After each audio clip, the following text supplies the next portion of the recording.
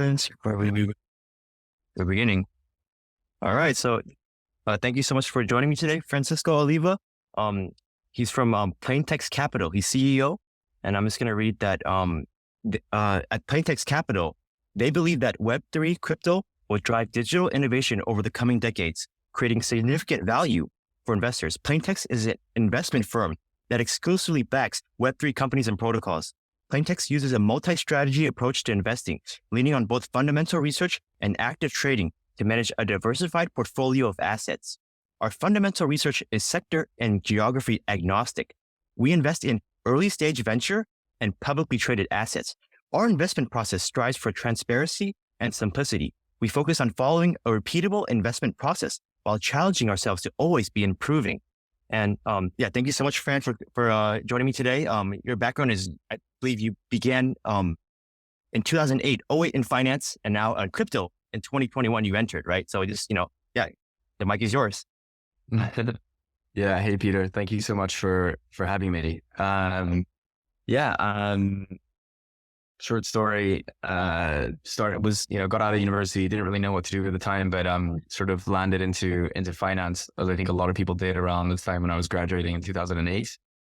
And obviously it was very unique timing to get into an industry. I ended up sticking around for much longer than I thought I would in finance until 2021, as you said, although I think for the last 5 years or maybe 6 years, while I was at JP, I was always thinking about ways to get out and, do my own thing and start a company, which is something that I had always wanted to do. And so I saw an opportunity to do so in 21. And as I was seeing, actually at the end of 2020, when I was starting to see much more institutional interest in the crypto space, which I think was unique. And that paired with everything that was happening in the decentralized finance world, which just blew my mind, how amazing some of these protocols were relative to some of the 100-year-old competitors in traditional finance, pushed me over the edge to finally sort of take a leap and go for it.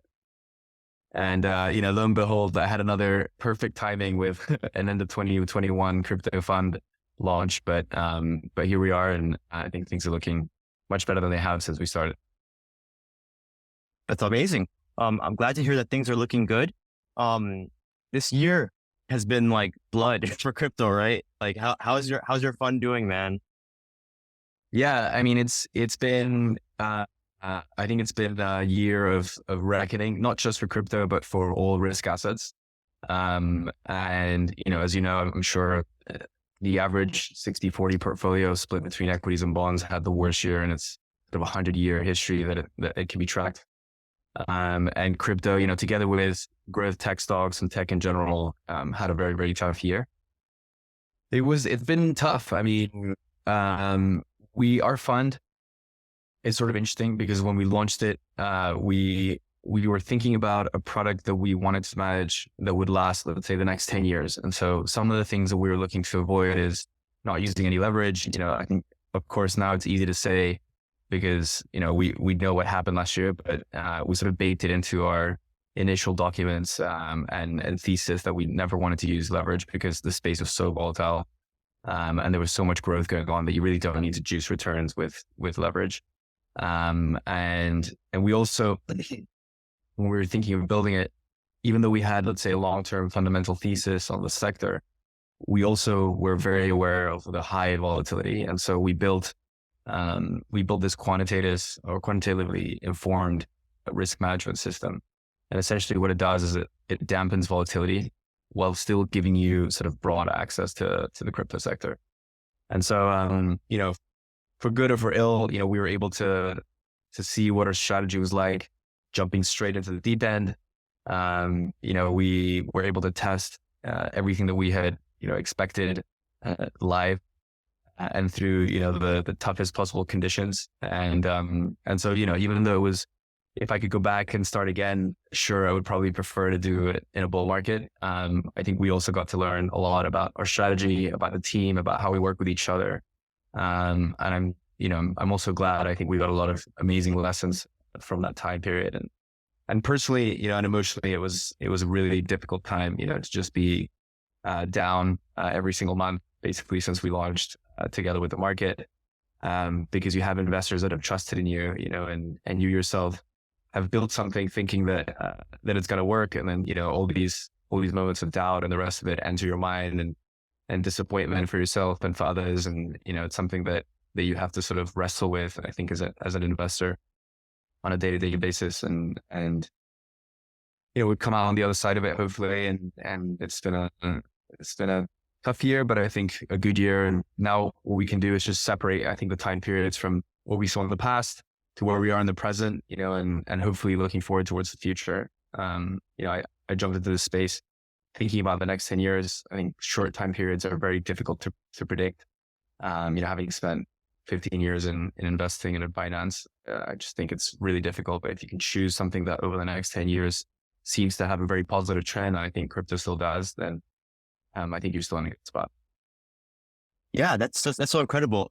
And coming from like 2013, right? Like for my perspective on crypto, it's like, it's not that bad. 2020, I think 15, 16 was much worse. So you're okay, man. You're okay. Yeah. It's funny now we're talking to, I think all of the biggest funds that are around today are all funds that were born, in or around the previous bear market. And I think they learned a ton of lessons, made them much more cautious and paranoid investors potentially. And I made them much better investors. And today, they're sitting on billions of dollars, some of them in assets under management.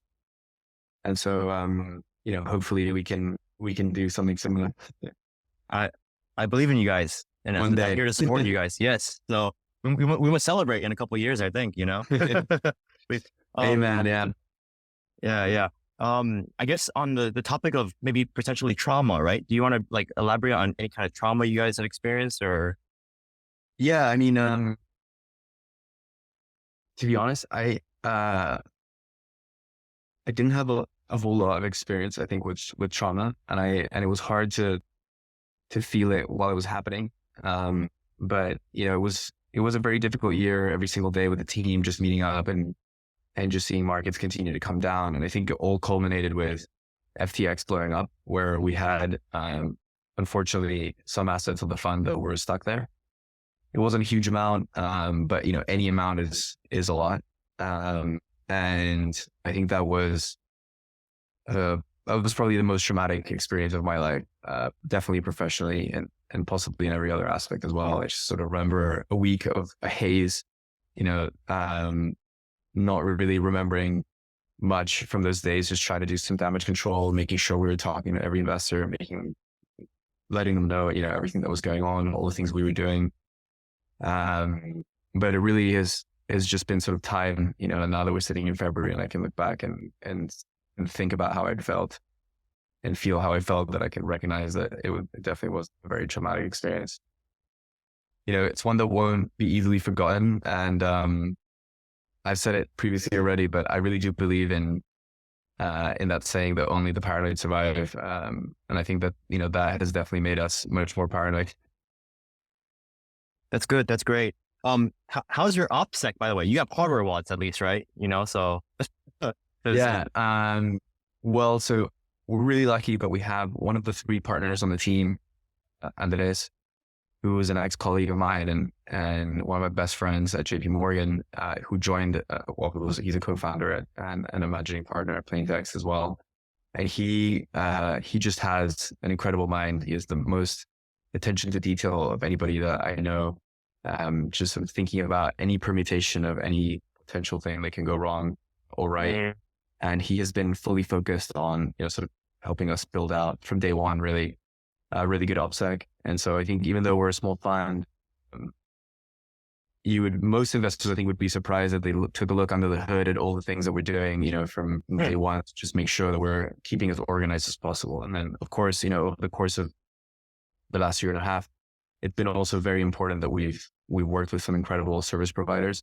And I think the idea there was, we're going into a crazy space. We just want to work with the best people possible to make sure that, we can safeguard things to the best degree that we can. And so they've also been a tremendous help, both in helping us build some of the internal protocols, as well as, just by having, really strong security from the get-go when we deal with them. Very cool. I mean, that's good. Like I'm telling newbies, right? Like, and my friends, you got to get a hardware wallet, man. You're going to regret it. And even like, besides FTX, we had, Celsius, we had Voyager, these like, trusted custodians, trust us with your money. No, man, not in crypto. It's Wild West, right?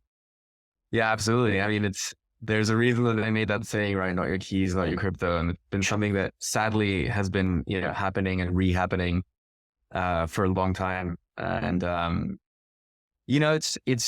there are some, it's sort of sad as well because none of these companies, right, like Celsius or Voyager or FTX really are ascribing to, I think, the true crypto ideals of self-custody, and non-custodial solutions, I think, for much of finance, which was, one of the reasons why Bitcoin and crypto was born, right? It was born out of the 2008 financial crisis, sort of seeing how banks had misused the depositors' money. They had been salvaged by the government, and then just feeling like that system wasn't really working for people, and trying to come up with an alternative where everybody could be sort of self-sovereign and a self-owner of your assets, and hopefully be powerful with it. But the reality is that in today's world, it's really difficult, and ultimately, as humans, we're flawed and we can be tricked. And so that's one of the issues with sort of self-custody, whether it be on your own or whether you're, giving custody to somebody else, is that there are always going to be risks. And yeah, I think a hardware wallet is a great solution. I think if you're not going to be touching much crypto and you have a way of storing it safely, and because that's the other issue, right? You don't want to be that guy that's threw it down a trash by mistake and is spending the next 10 years looking through your garbage heap trying to find your keys. So yeah, I mean, I think if you can keep it safe, maybe in a bank vault or something, that's probably a very good and safe bet. Of course. Like, I had a buddy of mine. I think he had some stuff on, it might have been BlockFi or something, or FTX. And he was like, Peter, can I send it to your hardware wallet? And I was like, oh man, like I don't want to be responsible for your stuff, man. What if the responsibility is something quite important. So yeah, absolutely. I mean, I think the other good thing is that now we have seen quite a bit of evolution in more secure software wallets. So, multi-signature and MPC solutions, which have been coming up, things like Gnosis Safe, they're not perfect, but they do a pretty good job, by basically splitting the access points to a wallet so that, if one of the keys is compromised, then you still require maybe another or maybe two additional keys, to do anything with that account. I think that is, probably as secure or similarly as secure as a hardware wallet, and maybe arguably more in some cases. That's cool. I need to check that out. And I need to get a hot wallet as well. Can you tell us about any like epic stories or like war stories that you have, running your fund? I mean, frankly, I think the whole get up has been a battle story since we got started. And we had a few really important ones, the FTX one that I already mentioned, which I think we handled as well as we could, but that was one. We've also had one of our co-founders leave the company, approximately 6 months after we launched the fund, and about a year after we started working on the company. He still is an advisor to the firm, and we're very close. But while he was at Plaintext, started. He was doing a lot of research. He's an ex Ethereum core researcher, and he was doing a lot of research on sort of more technically advanced stuff, especially around rollups. And he wrote a piece that was extremely well received around the modular blockchain thesis, which has been popularized by Celestia and that team. And basically at December last year, he had a couple of great meetings with the team, and then eventually sort of saw this new vision for basically a aggregator of liquidity, and an SDK for ZK rollups. And so he decided to lead Plaintext to launch that. That I think was also, yeah. And so, I mean, we're super happy for him. Obviously, it's such an incredible opportunity, but at the same time, sad to be losing, a team member who had been super integral to what we had been doing, very technically gifted.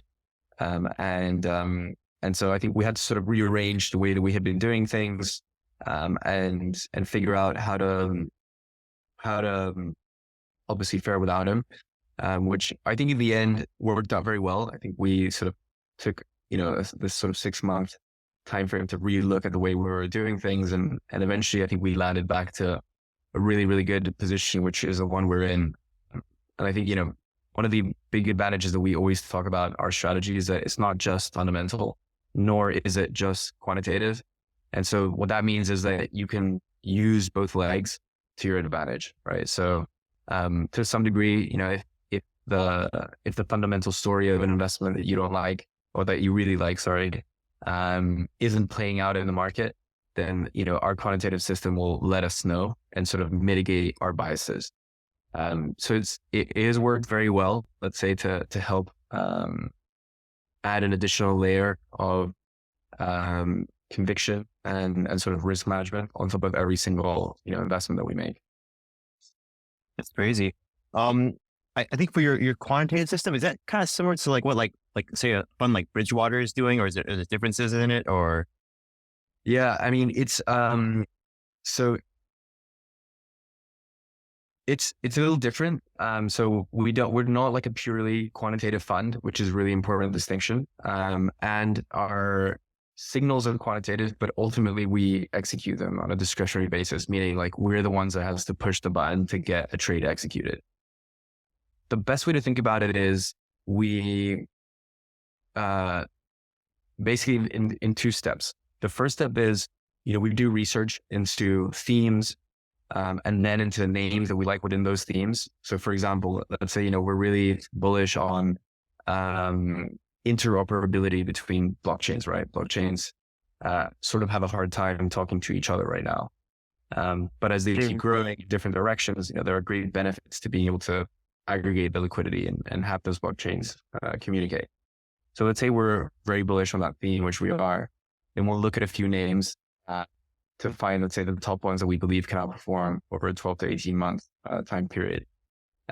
We'll do a due diligence process on those projects, which looks very similar to a venture capital due diligence. So you're looking at the team, you're looking at the product, you're looking at the go-to-market strategy, and just trying to get a feel for what is being built.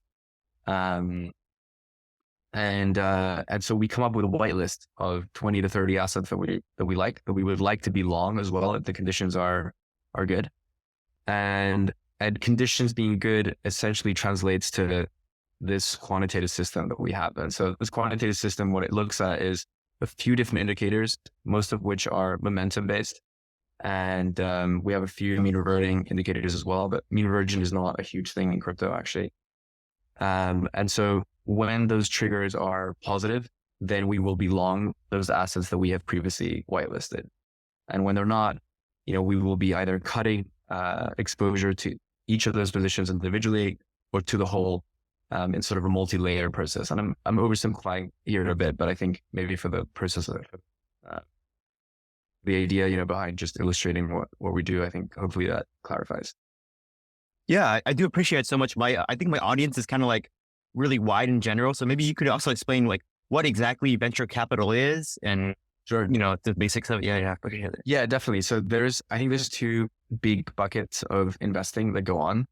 One of them is liquid investing, meaning buying and selling things that you can easily determine the price, and where there is enough volume of people buying and selling those things that you can do so readily. So think about something like stock, Apple stock, right? Apple stock, whenever the stock market is trading, you can see people buying and selling Apple stock, and that is the basis for the price of Apple stock that you see every single day. And the same thing happens in crypto with Bitcoin or Ethereum or ETH. The other side of the equation is illiquids, right? Or, where venture and private equity exist. And this is investing into companies, projects, whatever it may be, that don't have a liquid market or easily determined price.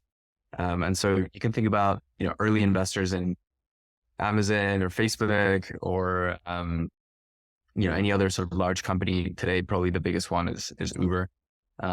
where, there's no easy price to determine anywhere because it doesn't trade in an exchange, but you're still able to invest. And so there are different characteristics depending on those two sides of the scale, which determine a little bit your strategy. So on let's say the illiquid side, the world is divided into the maturity of the company. So you go from like very, very early stage, where it can be just a founder with an idea that thinks, hey, I think this could work. He just tries to raise a little bit of money to try to explore that idea a little more. If he can get a little more confidence around the idea, then maybe he'll go and raise a little more money now with a team, with an idea around like exactly what the product or the service is going to be. And so you go all through, larger and larger rounds, as they're called, venture, until most companies eventually become public in some type of way, or liquid in some type of way. And so on the liquid side, it's a little different because all of the projects that you're investing in, they trade all the time. So that means that, you have to constantly re-underwrite the decision to be invested in any of the projects that you're investing in. And so I think that brings in an element of additional risk that you need to think about, additional opportunity costs of other investments that you need to think about. And specifically, I think is where you see a lot more sort of the risk management stuff coming in. That's crazy. It's just so, thinking about what you're telling me, I need to process it. I need to reflect on it, right? Because it's a lot coming in, right? For your mind, which I appreciate so much.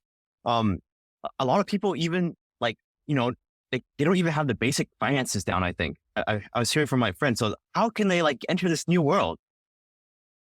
It's I think it's a huge deal. And I think that we all could do a much better job at educating people on finance in general and investing in particular, because it's such an integral part of growing your net worth. And if you're just not around it, then very hard to become knowledgeable about it. But I think that ultimately the best way is to start reading and start doing. I think if you can set up a small account with not a lot of money, and just start sort of buying, some stocks, maybe buying some things that you're interested in that you're going to track. I think that's probably a good way to get you interested. Sometimes you have to sort of enter the arena to get your attention, to be there. So I think doing a little bit of doing helps a lot. And then there is a ton of resources online and books that you can read. It's just sort of hard to navigate, like where to start, where to go. I think Investopedia is an incredibly good, powerful encyclopedia of financial terms, but maybe, you don't really know where to get started, right? If you have like a specific question, you can go to Investopedia, but where to start, I think is a different issue. But you can read, I think, from some of the greats of finance and learn a lot from them. There's a bunch of books. Maybe I can send you after this podcast, and you can just publish along with it. I would appreciate that so much, man. Yeah. Sure.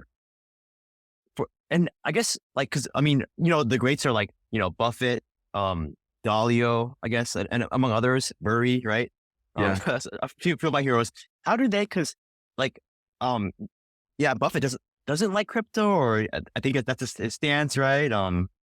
Yeah, I mean, Buffett is ultimately a value investor mostly. And so, growth sectors have not really been, as far as I know, sectors that he has felt comfortable in and invested in, I think, hugely in the past. So it's not completely crazy to think that he would not like crypto, because I would categorize it as, the growthiest part of the tech stack, potentially, right? Or the tech sector, or at least one of them. And so if you're not, I think, paying attention, if you don't believe in, the growth story, then I think it's going to be very hard to get behind crypto, because looking at, pure financials and cash flow, balance sheet analysis, et cetera, which is, something Buffett is very good at. It's just not going to yield you, I think, enough to warrant maybe getting into the crypto space. But the reason you would want to get into it, despite that, is that there's just so much potential in the technology that is being developed right now, and new, let's say, avenues to create value all the time. And whether you like it or not, there is a lot of adoption, despite what people say. I've read estimates there are up to 400 million people around the world use it. In some countries in Africa, there's a wider or a deeper penetration of crypto than there is banking. And so the adoption, let's say, and the use cases of it are undeniable if you think about just the amount of money that is moving around in the space, the amount of developers that are working in the space. Electric Capital came out with a really solid piece at the beginning of the year about developer activity as sort of a way to measure how valuable the space is. And so what it looks at is, how many developers are actively working in crypto? How many have been working in crypto over the last, 5 years? How has that fluctuated? And there's still approximately 100,000, active developers in this space. I'm remembering things correctly. And we've even seen a mild increase from the beginning of last year, despite the price action. So, there's still a lot of things happening. And if you take the time to sort of look under the hood, but, something that Buffett says is to invest only in things that you understand. And, maybe this is something that he just hasn't spent enough time understanding. And, he'd rather spend his time in things that he is more comfortable in. And I think that's solely respect. That's awesome. And I guess on the concepts of like NFTs, how deep do you play in NFTs? Yeah. So, we think we're very bullish on NFTs, and our CIO, Phil, has been very bullish on NFTs since the beginning. And NFTs are a really interesting case because there's a lot of different things that are going on there. And I think we're only starting to scratch the surface. But I think the stat for last year was that 80% of new wallets that were created by users that wanted to interact with an NFT for the purpose of buying an NFT. So, I think that tells you that there is incredible interest from people in participating in NFTs. And you see that not just in crypto, but I think it's one of the places where you've seen the most integration with outside companies and outside artists. Nike, I think, is around 150 million or more dollars in NFTs. You're seeing many different companies sort of integrating with a combination of blockchains with storage options to launch NFT collections, and artists like Steve Aoki, who says he makes more money selling NFTs than he does with his music. So there definitely is something really, really interesting there. We think that NFTs are just a way for digital assets, not just, let's say, a picture of a monkey, right? But any digital asset to be individually owned and monetized by anyone online. And so we're really interested, and we made an investment actually into a company called Nina. They're a protocol called Nina, and they're using NFTs to help musicians basically sell their songs. And they have a really interesting setup with something called Hubs, which is designed to help curators monetize their taste, right? So right now, if you're a curator, if you're somebody who makes a playlist, right, for somebody, it's very difficult for you to make money from doing that. Other than, let's say, through advertising, through just having a sheer amount of clicks coming to your website, which has not been a very fruitful way of making money. So now, through Hubs, artists can sort of establish agreements with curators. They can agree to split a percentage, let's say, of the revenues that come from every time somebody buys a song or buys a piece, let's say, of this digital art. So we think that could be a really interesting setup to help musicians and sort of fans interact with each other in a better way, and to sort of clarify the monetization strategy, which, as I'm sure you've heard in the music industry, is very tough, and is dominated by middlemen that take the lion's share of the revenues and the profits. So, we think NFTs are going to continue to proliferate. We don't invest in collections, like we won't buy JPEGs in the fund, but we will, invest in platforms that facilitate trading of NFTs. We have done so in the past. We also have been playing that that story by investing in a company called Arweave. And Arweave, what they do is they're sort of an Amazon Web Services. They store data. So if you're familiar with what an NFT is, an NFT is basically a digital signature, that accompanies a piece of digital media. That could be a picture, a song, MP3, whatever. But that MP3 or that picture has to be stored somewhere. And in the past, that storage was done with AWS. Usually the creator of that art paying the AWS bill, at the end of every month. But if that artist, suddenly decides he doesn't want to pay it anymore, then you're left with a digital signature that points to nothing. And so Arweave has come up with this really novel solution where they can permanently store the data and the media that accompanies NFT, and basically then just guaranteeing that your digital signature is going to always be accompanied by the asset. So Interesting. Yeah. Yeah, so we really like that trade. I think it's a pretty popular trade right now among crypto investors. Okay. Oh, is it publicly traded? Publicly traded, the coin? Is it a coin for Arweave? It is. Yeah. It is AR. Yeah. Yeah. AR coin. That's cool. I need to take a look at that. Thank you so much for telling me about that. Oh yeah. Yeah, I was really interested. I mean, there's I'm not sure if you heard about Axie Infinity, the NFT project. Yeah. That was kind of like, it's very interesting, very exciting. Like A6TZ invested into it, and they're kind of like, they built in one of the bear markets, I think, in 2019, I think. They're building already in a bear market. So this one, it should be okay, right? I'm like, I think I have faith in them, and I have a bag of it, and we'll see how it does. Yeah, to say the least. Yeah, I think that there are some interesting dynamics where crypto can collaborate with gaming. But I'm not sure that the right mix has been struck yet between, finding a fun game, which uses maybe some crypto rails for some of the financial aspects of the game, because almost every game runs an economy, right? In general, of credits, which are used to buy something in exchange for something else. And so I think crypto can be very useful to give some liquidity, let's say, to those credits, and an ability for gamers to maybe sell those credits for money and make money from it.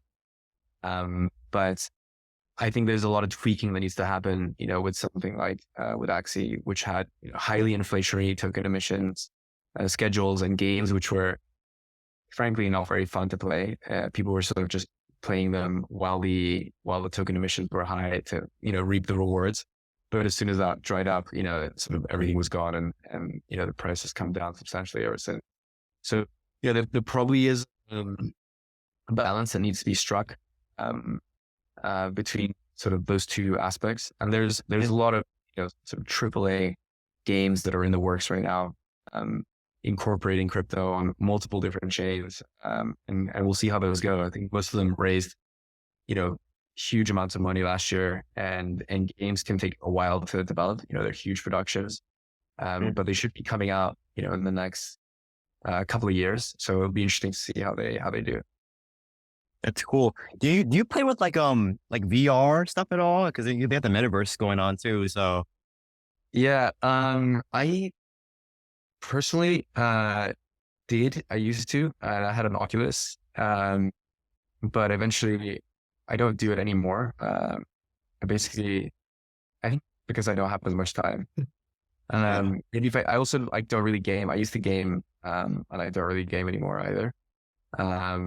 I think it's an interesting space as well. It's sort of, I think it's being in crypto is being treated very much together. Gaming, metaverse spaces are sort of grouped together, and you can see those assets sort of trade in unison with each other. So I think that definitely is a relationship between those two sectors to be explored and to continue to sort of build on. Very cool.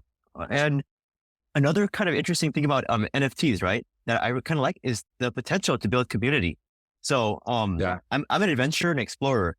The past weekend, right, I went to this kind of like rave event, right? That was everyone was coordinating around an NFT project, and people flew in from like Texas, Chicago, and I find it kind of like this little area of like magic. It's like the event itself. I came I didn't have an NFT for it, but they let me in for free. Like what? Like it's post capital. It's insane, man. I don't know what to say. Yeah, I mean, like, I definitely don't want to discount JPEG, because I think what people who don't understand them are missing is that it's all about the community, right? It's all about belonging, to a community, and being a part of that. And so, yeah, I absolutely believe in the power of community. They can be managed around crypto and around NFTs. I think, something that is often said about crypto is that it is, that these protocols are basically coordination systems, right? Ways to coordinate and bring together people. And we've certainly seen that, I think, with NFTs and with a bunch of other things. And it's a really powerful thing, that you can't discount. I think especially if you're an older generation, this is something that every generation does. They have, their items, their symbols that represent their generation, what is value in their generation, what is status in their generation. And every generation and subgroup of communities has, different ones. And clearly, there's a strong contingent of people on the internet that highly value, that have created, these communities and have expressed, the value of those communities with NFT collections. So yeah, it's really interesting. I'm not contributing that much anymore, but last year I contributed to a DAO called Dream DAO, and it's essentially it's a non-for-profit that helps underprivileged young adults get into crypto. So it helps them with internships, it helps them sort of get placed, it helps them with education. And the whole project was coordinated around an NFT collection. They did an NFT collection, they raised some money with that NFT collection, and around that NFT collection, the whole thing was able to start. And I think it's a really cool organization. I think that's so cool because it kind of like it's the whole intersection of things nowadays. Because we're online a lot, right? So people use Discord. Some people might even live in Discord. They'll like watch movies together. They'll do karaoke together, and it's like that's their life, man. They might not even leave their room. My brother, he's just playing video games all day, and I'm like, man, if he's happy, it's like you're plugged in constantly, Yeah. I mean, I think it's another really important secular, sort of push in crypto sales is that undeniably, right, we're spending more and more time online. And as our lives, let's say, transition more and more into the online world, just the ability to sort of value, to separate, and to own, let's say, assets, it just seems to make a lot of sense. And I just wanted to pick your thoughts on how regulation will impact the crypto industry and what steps are needed to create something more sustainable. Yeah. I think this area is definitely in flux right now, especially. We've seen a very active SEC over the past couple of weeks, with a lot of different actions. And we're seeing, let's say, some coordinated action on behalf of governments around the world to try to sort of wrap their arms around this space, which doesn't neatly fit into most, let's say, regulatory paradigms that there are today.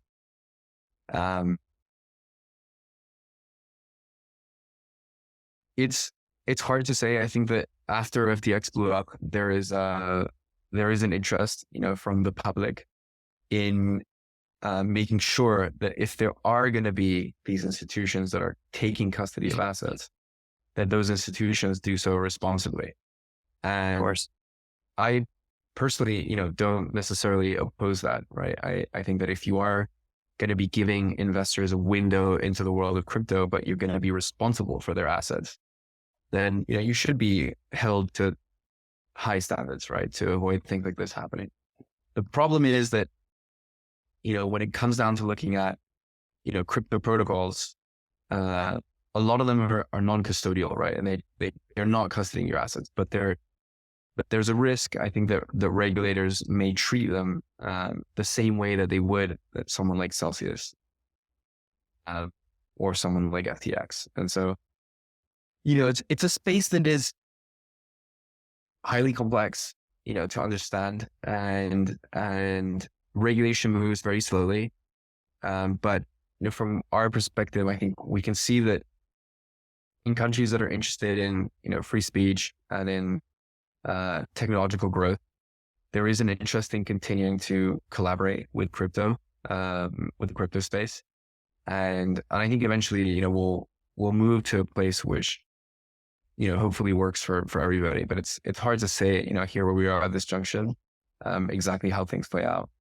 And then from a sustainability standpoint, I just think it's part of growing up, of being a young nascent sector that is figuring things out, and it's really complicated if you think about it, right? I mean, it's only been around for a little over 10 years.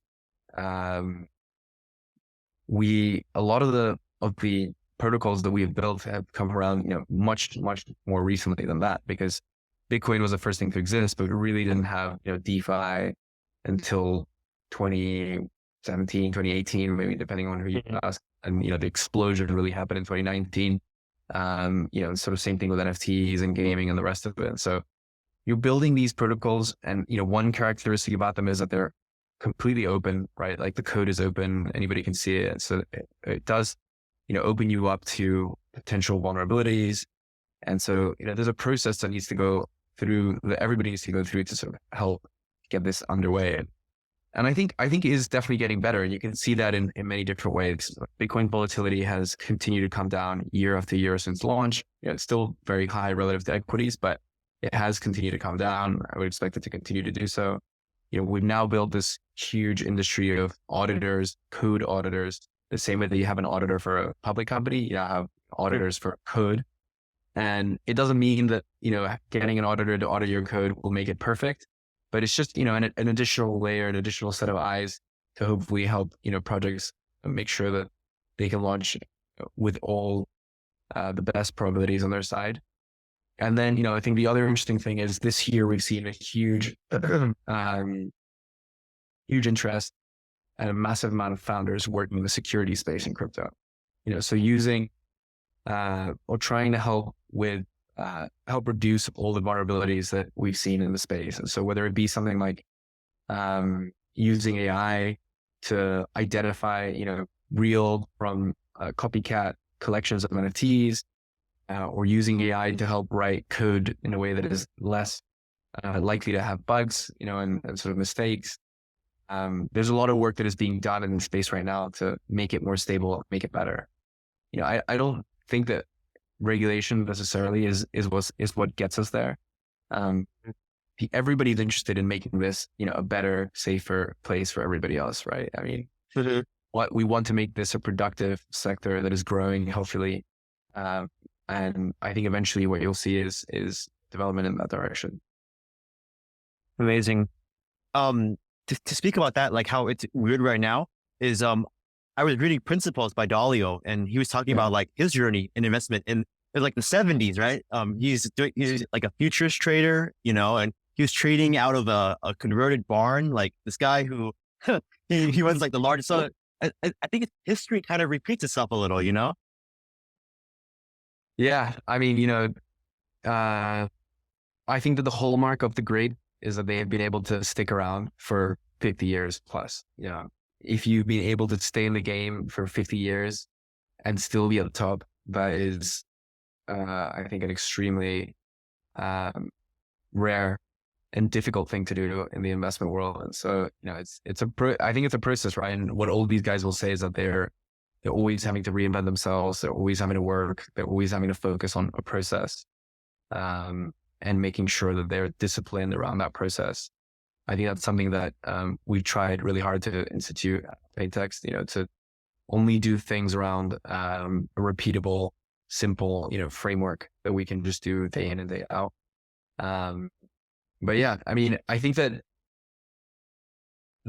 maybe the one comparison you can make to those times, or one that I see in crypto, is that back in the 70s and 80s and 90s, when a lot of these hedge fund managers really made their name, markets were way more inefficient than they are today, right? They had more players, there was a lot less known about the market.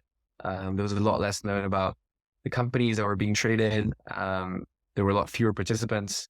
There was a lot more problems than there are today. And from those problems, arose real opportunity.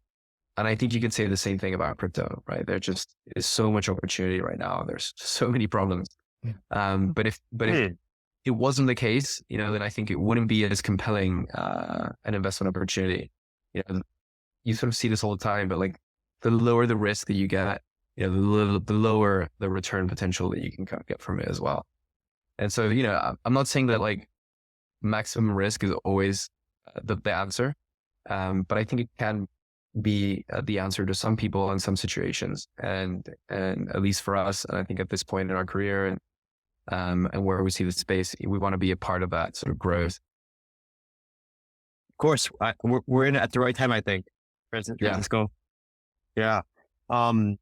So I guess on more lighter topics, favorite meme.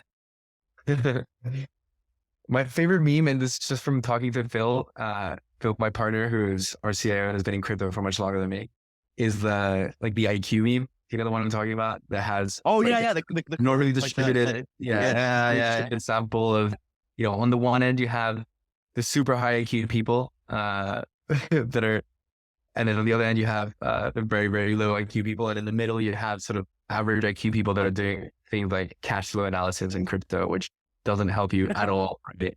I just think that's interesting, because in crypto you can sort of dissect and try to do things in a very organized way, the way you would do it in traditional markets. But it's just not going to work. It's just not going to be the things that are going to move the price of the assets that you're looking at. So I love that meme, because it just reminds me always to keep my feet on the ground. I think it's also kind of crazy, because this world's like some of it's just for like shits and giggles, honestly, like. Oh yeah. Oh man. I mean, I don't know many communities better than I know the crypto community, but I'd be hard pressed to believe there's a better meme community than the crypto community. And just I guess one more question, a last question. Like, I guess what defines greatness to you? That is a really difficult question. And I think it really depends on what you're talking about. But something I think that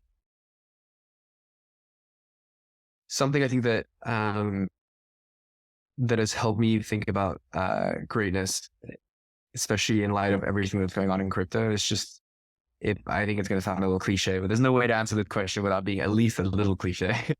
But I think it's that thought, sort of doing the right thing, and doing the right thing, not just when people are looking, but when people are not. So, trying your best to identify, what's right and what's wrong, and sort of follow, the path that you think is right, is probably going to lead you to, as much greatness as possible. If you can do that in your personal life, if you can do that in your professional life, few people are going to fault you if you're doing your best and you're always, doing it from a good place. So yeah, just to follow your values and principles, right? No matter what, just remain on the path. Yeah, I think so. Yeah. That's great, man. Like I just thank you so much for like unloading your brain to me. I learned a lot, and I'm gonna post the content eventually, get around to it. But yeah, dude, let's keep winning. And it's my pleasure. It's my pleasure. I really, really enjoyed the chat. Thanks for the really good questions. And it's always good to talk, because it helps you, organize your own thoughts in your mind. People don't usually get a chance to just speak like this, so it's really, it's so weird. It's so easy though. Like, I don't know. I think that there maybe is a way that we could reconstruct our conversations to have more productive, like deeper conversations, the way that maybe this is. And I'd love to do that. Like, when you think about your best friends, don't you think that, your best friends are people you can naturally get into these deep conversations around, with sort of very active listening and just let sort of your mind run for a bit. That's sort of how I think about my best friends, in the way that I can sit down and talk to them. Yeah, I hope to be one of your best friends one day or something. I have other buddies that are smart too, and we talk about deep stuff, man. It's just like, oh man, it's good. It's good. Yeah. Best. I think that if you had asked me to define success, I would have said, really great relationships is the most important thing in my mind. It's just always yielded the most amount of happiness for me and results. And you repeatedly see polls of CEOs of Fortune 500 companies that are asked, what are the most important things that led to your success? And number one is always their network and their relationships. So yeah, I think I'm all about that. Love it, man. Thank you so much. Thank you. Fran. I really appreciate you. Thank you. I really enjoyed this. Hope to see you in person, by the way. Oh, are you Miami? Are you East Coast? Where are you at? I'm in LA. You're in LA? Yeah. Dude, I'm Orange County. Okay, No way. We'll go, bro. We'll go. Perfect. Let's do it. Yeah, You come up here ever? Have a good. You too. Yeah, dude. I'm probably gonna come. Hey, let's get dim sum Sunday if you're free. I don't know. Yeah. I think so. Yeah. Hit me up. That'd be awesome. Yeah. Let's do it. Okay. I will. Okay. Thanks, Peter.